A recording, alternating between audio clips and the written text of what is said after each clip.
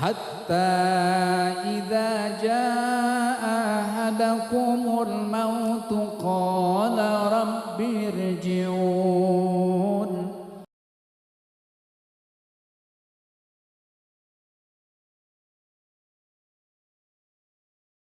عباد الله فيا أيها الحاضرون رحمكم الله أوصيكم ونفسي بتقوى الله فقد فاز المتقون. قال تعالى في كتابه الكريم يا أيها الذين آمنوا اتقوا الله وقولوا قولا سديدا يصلح لكم أعمالكم ويغفر لكم ذنوبكم ومن يطع الله ورسوله فقد فاز فوزا عظيما. صدق الله العظيم وصدق رسوله النبي الكريم ونحن على ذلك من الشاهدين. رب اشرح لي صدري ويسر لي أمري واحلل عقدة من لساني يفقهوا قولي. Hadirin jamaah salat Jumat yang dirahmati Allah, alhamdulillah, puji syukur kehadirat Allah Subhanahu wa taala. Di siang yang berbahagia ini Allah masih karuniakan nikmat kepada kita, yaitu nikmat iman dan Islam, nikmat sehat dan sempat, sehingga kita dapat hadir di majlis ini dalam rangka kita menunaikan ibadah sholat Jumat. Tentunya dengan harapan mudah-mudahan niat kita, ibadah kita, langkah kaki kita dijabah oleh Allah Subhanahu wa taala. Amin amin ya rabbal alamin.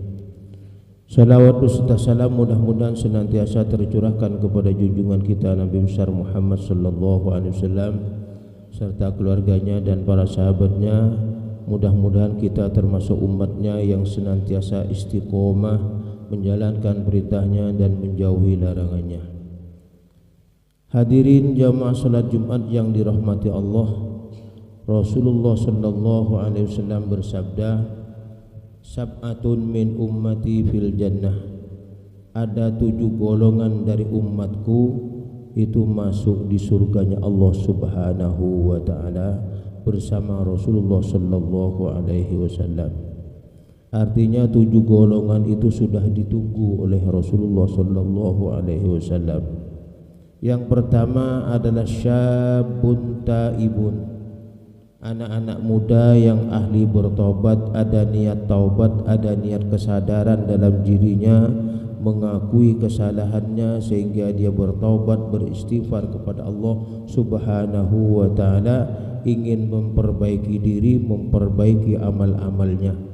Itu anak-anak muda yang ditunggu oleh baginda Rasulullah sallallahu alaihi wasallam. Di zaman yang akhir ini sangat susah anak-anak muda diarahkan untuk berzikir kepada Allah, untuk beristighfar kepada Allah, untuk diajak ke pengajian, diajak ke masjid atau untuk melaksanakan solat berjamaah. Anak-anak muda sekarang sudah susah untuk diarahkan. Oleh karenanya kita sebagai orang tua, mari kita arahkan anak-anak kita, pemuda-pemuda, remaja-remaja kita, mari kita arahkan menuju sesuatu yang lebih baik. Karena perubahan itu harus dimulai dari sejak dini. Perubahan itu mulai dari diri kita, terutama diri kita sebagai orang tua. Kita biasakan istiqomahkan hal-hal yang baik. Salah satunya istighfar kepada Allah Subhanahu wa taala. Apakah istighfar harus ada dosa? Tidak harus ada dosa. Siapapun orangnya diharapkan istighfarnya oleh Allah Subhanahu wa taala. Rasulullah orang yang bersih dari dosa, orang yang paling baik. Tapi Rasulullah masih beristighfar 100 kali per harinya. Kullu bani Adam khata'un, setiap anak Adam termasuk kita khata'un, tempatnya mengerjakan salah. Banyak sekali kesalahan yang dilakukan, baik yang kecil ataupun yang besar. Semua kesalahan kecil besarnya pasti dicatat oleh malaikat raqib dan atid, nanti akan diserahkan kepada Allah Subhanahu wa taala. Wa khairul khatta'in, sebaik-baik orang yang banyak melakukan kesalahan, at-tawwabun, orang-orang yang ahli bertaubat kepada Allah Subhanahu wa taala.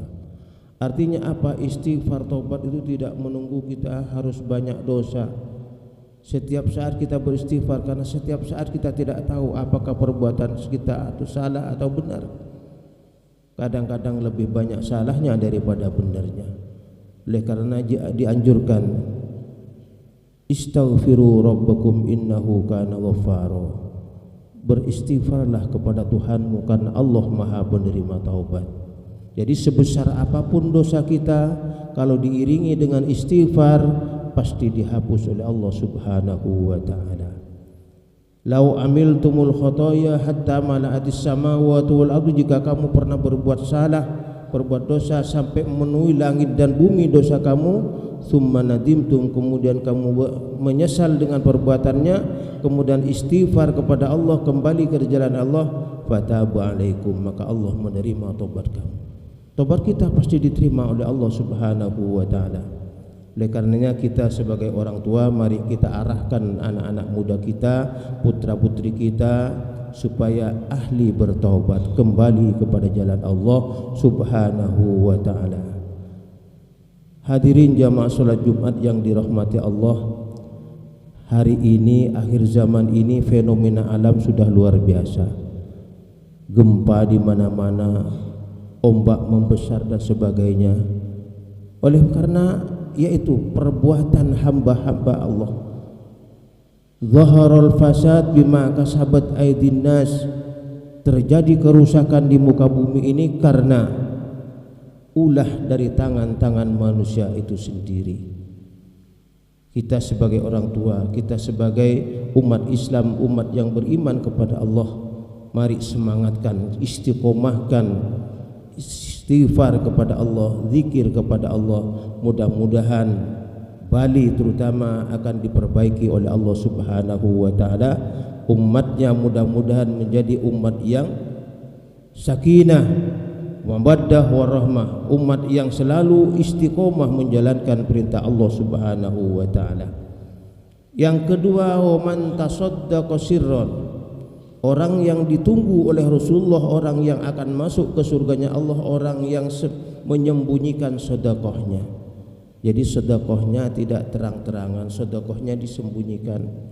Apa boleh kita terang-terangan bersedekah? Boleh, asal niatnya bagus, niatnya karena Allah Subhanahu wa taala, maka semuanya akan diterima. In tubdus shadaqati fa ni'ma hiya, ya engkau menjelaskan sedekah kamu, fa ni'ma hiya, maka itu baik. Baik kata Allah Subhanahu wa taala. Sedekah diperjelas supaya orang lain ikut dengan kita, ikut bersedekah, mengajak orang lain bersedekah. Wa in tukhfuha wa tu'tuhal fuqara, jika engkau sembunyikan sedekahnya, tidak terang-terangan, tidak diketahui oleh orang banyak, tangan kanan memberi, tangan kiri tidak tahu, fa huwa khairul lakum, maka amalan itu, sedekahnya adalah sedekah yang lebih baik. Jadi orang yang setiap saat menyembunyikan sedekahnya, dialah orang yang ditunggu oleh Rasulullah sallallahu alaihi wasallam, yang akan dimasukkan ke surganya Allah Subhanahu wa taala. Amin ya rabbal alamin. Yang ketiga, wa man tarakal haram, orang yang siap meninggalkan hal-hal yang haram ataupun yang subhat. Makanannya yang haram, makanannya yang subhat, atau amalannya yang haram atau amalannya yang subhat. Wa man waqa'a fi subhat waqa'a fil haram. Orang yang jatuh pada subhat, pada sesuatu yang remang-remang, tidak jelas halal haramnya, kemudian masih dikerjakan sesuatu yang subhat itu, maka waqa'a fil haram, maka orang itu jatuh kepada amalan-amalan yang haram. Oleh karenanya tinggalkan. Kalau jelas-jelas itu haram, jauhi. Kalau itu betul-betul syubhat, juga jauhi. Karena sesuatu yang syubhat akan dekat dengan perbuatan-perbuatan yang haram. Itu orang-orang yang ditunggu oleh Rasulullah, akan dimasukkan ke surganya Allah Subhanahu wa taala. Kemudian yang keempat, wa man yuaddi salatad duha, orang yang setiap saat istiqomah menjalankan salat duha. Salat duha itu minimal 2 rakaat, Pak. 2 rakaat. Mungkin kita mau berangkat kerja, sebelum jam 8 kita salat duha 2 rakaat untuk mendapatkan ridho Allah. Pekerjaan kalau sudah diridhoi oleh Allah, rizkinya menjadi sesuatu yang halal. Perjalanan kita kalau sudah diridhoi oleh Allah, dilindungi oleh Allah dalam perjalanan, diselamatkan oleh Allah Subhanahu wa taala.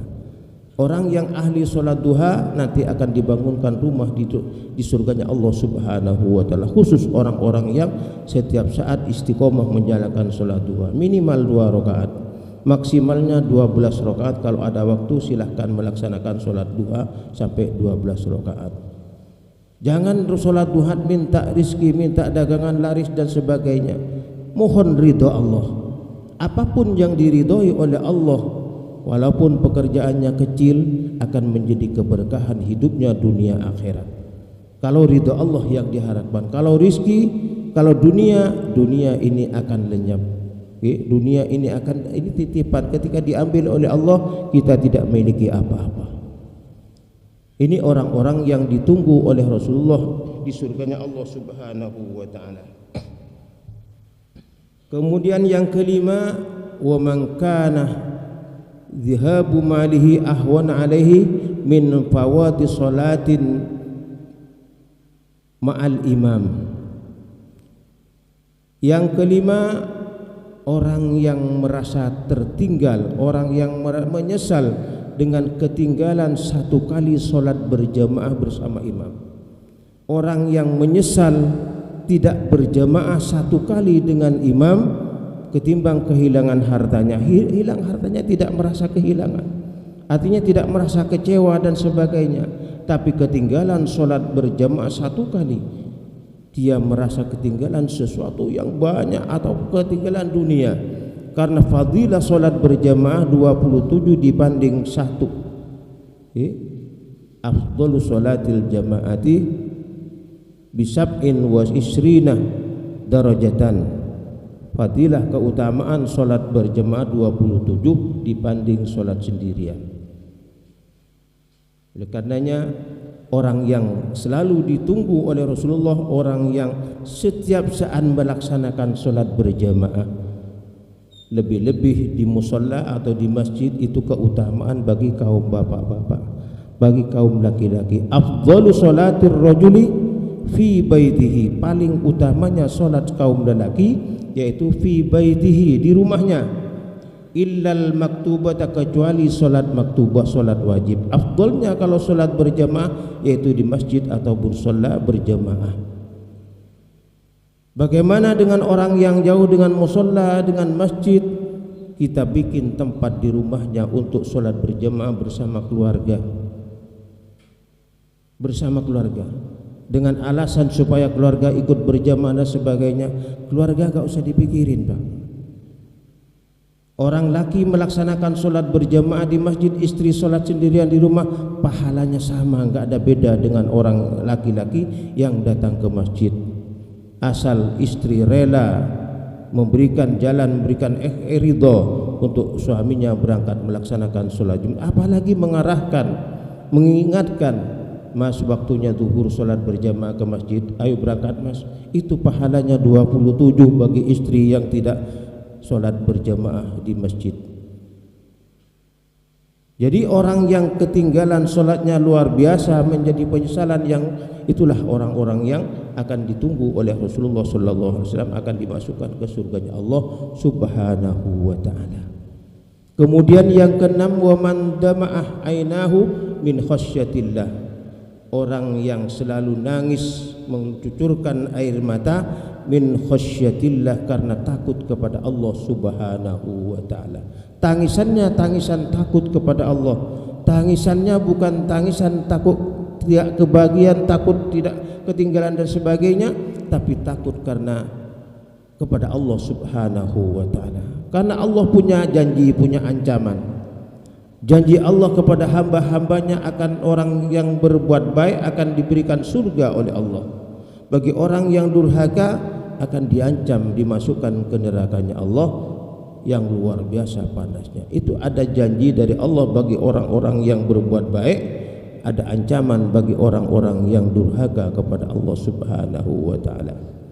Walaupun Rasulullah sudah berjanji kullu ummati yadkhulunal jannah, semua umatku bakalan masuk surga illa man aba, kecuali orang yang tidak mau.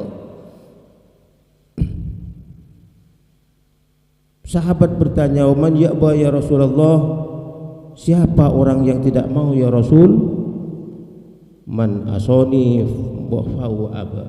Orang yang durhaka kepadaku, dialah orang yang tidak mau. Diperintah untuk sholat tidak melaksanakan sholat, diperintah untuk berpuasa tidak berpuasa, diperintah untuk zakat buat apa buang-buang harta. Itulah orang yang durhaka kepada Allah, orang yang tidak mau diajak masuk ke surganya Allah subhanahu wa ta'ala. Orang itulah yang akan masuk ke nerakanya Allah. Na'udzubillah tsumma na'udzubillah. Kemudian yang ketujuh, orang yang ditunggu oleh Rasulullah sallallahu alaihi wasallam, man zahamal ulama fi majalisihim. Orang yang dekat dengan para ulama, dekat dengan guru-guru kita, dekat dengan ustadz-ustadz kita, fi majalisihim, tujuannya ingin mendapatkan ilmunya ketika dia di pengajian. Kita dekat dengan guru-guru kita di pengajian, di majelis ilmu, tujuannya untuk mendapatkan ilmu sebagai pencerahan hati kita, untuk harapan kita di dunia akan menjadi sesuatu yang lebih baik, harapannya di surga diterima oleh Allah dengan yang lebih baik. Itu orang-orang yang mendekat dengan ulama, bukan orang-orang yang mendekat ulama yang bawa kamera, bagian youtuber biasanya. Itu dekat dengan guru-guru kita, dekat dengan ulama, tapi dia apa? Mengambil gambarnya di-share, dijual dan sebagainya. Bukan itu. Di dalam pengajian para ulama, dia menyimak, duduk anteng mendengarkan apa yang disampaikan oleh guru-guru kita, tidak main HP, tidak. Itulah orang-orang yang ditunggu oleh Rasulullah. Bahkan kalau kita melaksanakan sholat Jumat, mendengarkan khutbah sambil main HP, maka amalan-amalannya lago. Kata Bilal tadi, idza sa'idal khatibu 'alal mimbar fala yatakallamanna ahadukum. Ketika khatib naik di atas mimbar, fala yatakallamanna ahadukum. Jangan pernah sekali-kali engkau mengatakan sesuatu, berbicara sesuatu. Pakai nun taukid, jangan sekali-kali engkau berbicara. Wa may yatakallam faqut lahu, barang siapa yang berbicara. Sekarang yang berbicara bukan mulut, Pak. Yang berbicara tangan ikut berbicara. Lisan diam, tangan kita main dengan HP-nya, batal sholatnya, tidak diterima oleh Allah subhanahu wa ta'ala. Faqut lahu, maka sia-sia. Oleh karenanya mari kita upayakan istiqomah ini, keistiqomahan ini, karena saking istiqomahnya main game gak selesai di luar, masuk masjid masih buka HP kadang-kadang. Naudzubillah. Ini saya mengingatkan, banyak di tempat-tempat di masjid di mana sering saya temukan seperti itu.